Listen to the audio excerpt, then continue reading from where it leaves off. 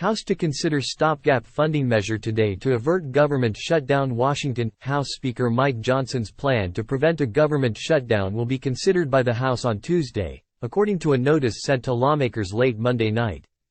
Time equals 400 ms. greater than the stopgap measure to temporarily fund the government, known as a continuing resolution, will be put on the House floor under a procedure known as suspension of the rules. This enables it to bypass the House Rules Committee, where Republicans had signaled they would not advance the bill. Considering the measure under suspension comes with some caveats. It cannot be amended, and it requires a two-thirds majority to pass the House. This was the approach taken by former Speaker Kevin McCarthy for the last continuing resolution in late September.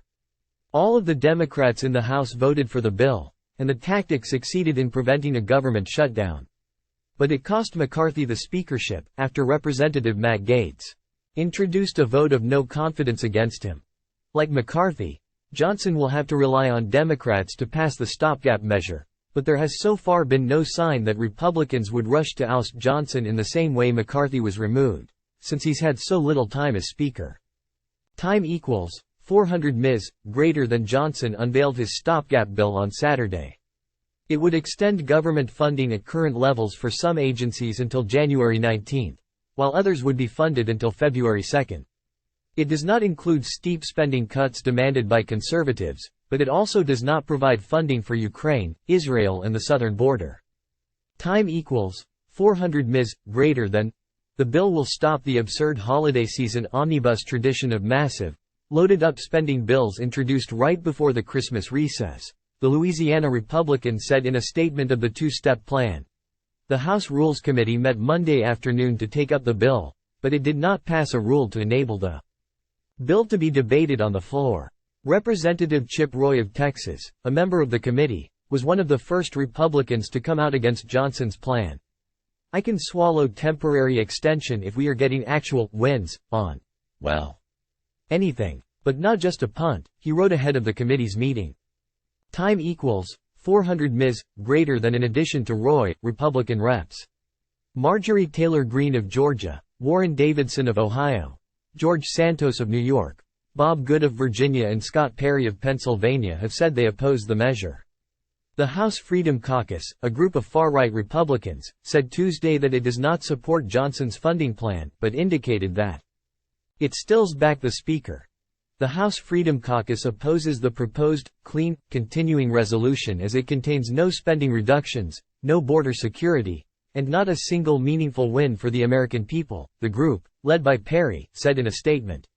Republicans must stop negotiating against ourselves over fears of what the Senate may do with the promise, roll over today and we'll fight tomorrow.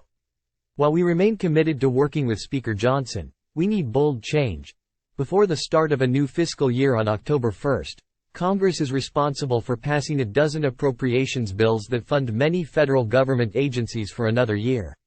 The bills are often grouped together into a large piece of legislation, referred to as an omnibus bill. The House has passed 7 bills, while the Senate has passed 3 that were grouped together in a minibus. None have made it through both chambers. Congress passed a last-minute deal in September to keep the federal government open through mid-November, just hours before a shutdown was set to take effect. The bipartisan deal angered hard-right members who were opposed to any short-term extension that funded the government at current levels, and wanted the House to instead take up individual spending bills. McCarthy's detractors then ousted him from the role, which paralyzed the lower chamber from moving any legislation for 3 weeks as Republicans failed to come to a consensus over who should replace him. Johnson acknowledged earlier this month that there was a growing recognition that another stopgap spending bill, known as a continuing resolution, is needed to avert a government shutdown, adding that Republicans were considering a new approach to temporarily funding the government. He referred to the approach as a laddered, continuing resolution that would set different lengths of funding for individual appropriations bills. The bill he rolled out Saturday extends appropriations dealing with veterans programs, transportation, housing, agriculture and energy until January 19. Funding for 8 other appropriations bills, including defense, would be extended until February 2. Last week, House Minority Leader Hakeem Jeffries of New York called the laddered approach a non-starter. But the bill's exclusion of spending cuts and amendments make it more appealing to Democrats. Jeffries has said such a bill is the only way forward. A White House statement on Saturday condemning the bill as an unserious proposal stopped short of a veto threat. President Biden signaled Monday that he could be open to signing it if it passes Congress. Time equals 400 ms. greater than, I'm not going to make a judgment on what I'd veto and what I'd sign. Let's wait and see what they come up with, Mr. Biden told reporters. Senate Democrats have mostly held back from criticizing it. Senate Majority Leader Chuck Schumer on Monday called the bill far from perfect, but said the most important thing is that it excludes steep cuts, and defense spending is included in the February extension.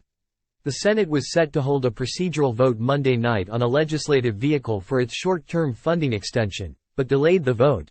We are pausing on our plans to move forward on the Senate vehicle to allow the House to move first with their proposal, Schumer said of the delay.